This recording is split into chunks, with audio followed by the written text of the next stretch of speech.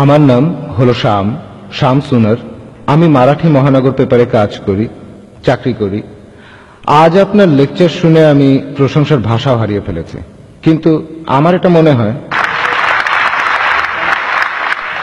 যে ভারতে হিন্দু আর মুসলমানদের এক হওয়ার জন্য কিছু না কিছু একটা করা দরকার। আমার সেটাই মনে হয়, আর তাই করছি গত 10-12 বছর ধরে। কিন্তু আমি আপনার মুখ থেকে শুনতে চাই যে ভারতে বস্তিতে যারা থাকে তারা গ্রাম থেকে এসেছে, বোম্বেতে এসেছে রুটি রুজির জন্য।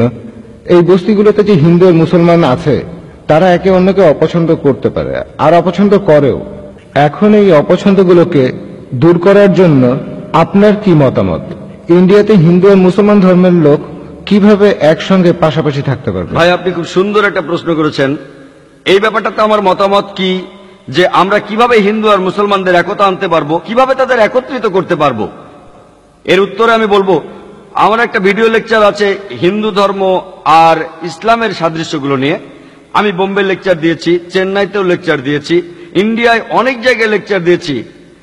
আর সেসব জায়গায় আমি দেখেছি যে হাজার হাজার মানুষ সেখানে এসেছে। বোম্বেতে এসেছিল 20,000 লোক, চেন্নাইতেও তাই, আর অন্যান্য জায়গাতেও একই অবস্থা ছিল। অনেক অমুসলিম সেখানে উপস্থিত ছিলেন। হাজার হাজার হিন্দু আমার বক্তৃতা শুনতে এসেছিলেন। আর তাদের অনেকে আমাকে বললেন যে ভাই জাকির, একজন হিন্দু আমাকে বললেন, আমাদের এই হিন্দু ধর্ম সম্পর্কে গত 40 বছরের জীবনে আমি যেটা জানতে পারিনি সেগুলো 4 ঘন্টায় জানতে পারলাম। আমি এক্ষেত্রে কোরআন মেনে চলি, যেটা আছে সূরা আল ইমরানের 64 নম্বর আয়াতে, এসো সেই কথা যাহা আমাদের এবং তোমাদের মধ্যে একই। প্রথমটা কি? আল্লাহ না'বুদু ইল্লাল্লাহ, আমরা এক আল্লাহর উপাসনা করি। আমাদের বুঝতে হবে, আর এটা কখনোই মনে হয় না যে হিন্দু ধর্ম একই জিনিস, ইসলাম ধর্ম একই জিনিস, খ্রিস্টান ধর্ম একই জিনিস।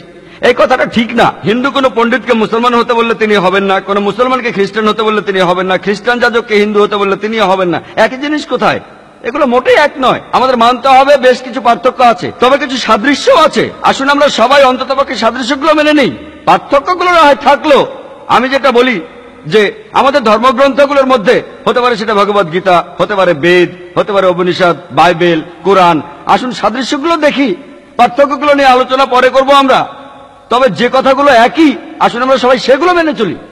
আমি আমার লেকচারে এমন অনেক সাদৃশ্যের কথা বলেছি, অনেকগুলি, এজন্য আমার ভিডিও ক্যাসেট দেখতে পারেন। আর আমাদের মধ্যে অনেকেই ব্যাপারটা জানে না, মুসলমান তাদের ধর্ম সম্পর্কে জানে না, হিন্দু তাদের ধর্ম সম্পর্কে জানে না। অনেক মুসলমান প্রতিবাদ করেছে হিন্দু ধর্ম আর ইসলামের মধ্যে সাদৃশ্য অসম্ভব। অনেক লোক এসেছিল শুধু তর্ক করার জন্য, যেন আমি আজে বাজে বকছি। হিন্দু আর মুসলমান একই, অসম্ভব। কিন্তু তারা যখন আমার লেকচার শুনলো তখন বিস্মিত হলো। যারা তর্ক করতে এসেছিল তারাও সে কথাগুলো মেনে নিল, আর অনেক হিন্দু সেখানে ছিল। আমাদের বুঝতে হবে আমাদের মধ্যে একই কথাগুলো মেনে চলতে হবে। তার প্রথম কথাটা হলো আল্লাহ না'বুদু ইল্লাল্লাহ, আমরা উপাসনা করি একমাত্র আল্লাহ। এটাই সবচেয়ে বড় মিল। এখানে আরো উদ্ধৃতি দেওয়া যায়, বেদের উদ্ধৃতি দেওয়া যায়, ভগবত গীতার উদ্ধৃতি দেওয়া যায়। এটা আছে ছন্দগীয় উপনিষদের 6ষ্ঠ অধ্যায়ের 2য় পরিচ্ছেদের 1ম অনুচ্ছেদে, স্রষ্টা একজনই, দ্বিতীয় কেউ নেই। এছাড়া শ্বেতাসূত্র উপনিষদের 6ষ্ঠ অধ্যায়ের 9ম অনুচ্ছেদে আছে তার কোনো প্রভু নেই, তার কোনো মা বাবা নেই। এটা একটা সংস্কৃত উদ্ধৃতি। তার মানে সর্বশক্তিমান স্রষ্টার কোনো মা বাবা নেই, তার কোনো মালিক নেই। এছাড়াও আপনারা দেখতে পাবেন এটা আছে শ্বেতাসূত্র উপনিষদের 4 নম্বর অধ্যায়ের 19 নম্বর অনুচ্ছেদে, সর্বশক্তিমান স্রষ্টা, তার কোনো প্রতিকৃতি নেই, তার কোনো প্রতিমা নেই, কোনো ফটোগ্রাফ নেই, কোনো মূর্তি নেই, কোনো ছবি নেই। একই কথা বলছে যজুর্বেদ 32 নম্বর অধ্যায় 3 নম্বর অনুচ্ছেদে, সর্বশক্তিমান স্রষ্টার কোনো প্রতিমা নেই। তাহলে আপনি যদি বেদ পড়েন, ভালোভাবে বোঝার চেষ্টা করেন, দেখবেন সেখানে একটাই স্রষ্টা। তাই মানুষ অনেক সময় ধর্মগ্রন্থ সম্পর্কে জানে না। আর এই প্রশ্নটা কয়েকদিন আগে আমাকে করা হয়েছিল স্টার নিউজ চ্যানেলের একটা সাক্ষাৎকারে। আমাকে প্রশ্ন করেছিল, জাকির ভাই, বন্দে মাতরম শব্দটা, এটা সম্পর্কে আপনার মতামত কি? এই শব্দটাকে মুসলমানরা বলতে পারবে? আমি বললাম মুসলমান বলতে পারবে কিনা সে ব্যাপারে পরে আসছি, আগে বলি হিন্দু ধর্ম কি বলে। তিনি প্রথমে বোঝেননি আমি কি বলতে চাচ্ছি। আমি বললাম বেদের পণ্ডিতরাও বলবেন, বেদে বলা আছে যে স্রষ্টার কোনো প্রতিমা নেই।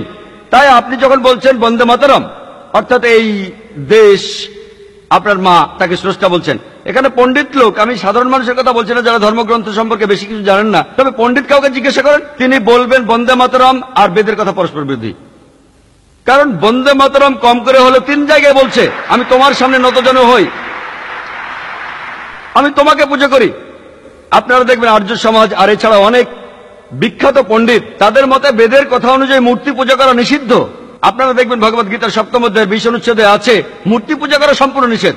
তাই হিন্দু ধর্মগ্রন্থগুলো দেখলে বুঝতে পারবেন দুর্ভাগ্যক্রমে হিন্দুরা এখন প্যান্থেইজমে বিশ্বাস করে। তবে বেদ কিন্তু বলছে একজন স্রষ্টার কথা। এছাড়াও বন্দে মাতরম, আমি তোমার সামনে নতজন হয়ে পুজো করছি, একটু আগে যে উপনিষদ থেকে উদ্ধৃতি দিলাম তার বিরুদ্ধে যায়। ইসলাম ধর্ম অনুযায়ী 12টা লাইনে আমাদের আপত্তি আছে। 3 বার বলা হয়েছে বন্দে মাতরম, যার অর্থ তোমার সামনে নতজন হই। 3 বার বলা হয়েছে এই দেশ আমার মা। 3 বার বলা হয়েছে আমি তোমার পায়ে চুমু দেব। 3 বার বলা হয়েছে এই দেশ স্বর্গীয়, দেশের হাসির কথা, স্বর্গীয় হাসির কথা। দেশকে বলা হচ্ছে লক্ষ্মী, বলা হচ্ছে দুর্গা। এই সবকিছু আপত্তিকর। আমরা মুসলিমরা এদেশকে ভালোবাসি, কিন্তু সর্বশক্তিমান আল্লাহ ছাড়া কারো কাছেই মাথা নত করব না। এমনকি আমাদের মা, যে মা আমাদের 9 মাস গর্ভে ধারণ করেছেন, আমরা মাকে ভালোবাসি, শ্রদ্ধা করি, কিন্তু মায়ের সামনে নতজন হই না। আমাদের নিজেদের মা। যে ব্যক্তিকে আমরা আল্লাহ সুবহানাহু ওয়া তাআলার পরে সবচেয়ে বেশি শ্রদ্ধা করি, ভালোবাসি, তিনি হলেন মুহাম্মদ সাল্লাল্লাহু আলাইহি সাল্লাম। এমনকি আমরা সেই প্রিয় নবীজির সামনেও নতজন হই না। বন্দে মাতরম এই গানটা গাওয়ার কি আসলে কোনো প্রয়োজন আছে? এটা পলিটিক্যাল গেম। পলিটিশিয়ানরা এটা করেছে ভোট ব্যাংকের জন্য। তারা এমনকি তারিখটা নিয়েও খেলা করেছে। আপনারা জানেন বঙ্কিমচন্দ্র চট্টোপাধ্যায় গানটা লিখেছেন 1876 সালে, আর এটা ছাপা হয় 1882 সালে। তাহলে 125 বছর আর 7 সেপ্টেম্বর কোথেকে আসে? এই ভুলটা করেছে পলিটিশিয়ানরা, পলিটিক্যাল খেলা। এছাড়াও সৌদি আরবে যে মুসলমান আছে, সে তার দেশ সৌদি আরবের কাছে নতজন হয় না। যে মুসলমান পাকিস্তানে থাকে, সে পাকিস্তানের কাছে নতজন হয় না। এটা শিরক। তাই যদি বলেন ইন্ডিয়ার মুসলমানরা দেশপ্রেমিক না, এটা আমাদের ধর্ম। আমাদের সৃষ্টিকর্তা আল্লাহ তাআলা এই দেশকে অনেক উন্নতি দিয়েছেন। আমরাও দেশকে ভালোবাসি। যখন প্রয়োজন হবে সত্যের জন্য আমরা জীবন দিতে রাজি আছি, কিন্তু আমরা আল্লাহ ছাড়া কারো সামনে নতজন হব না।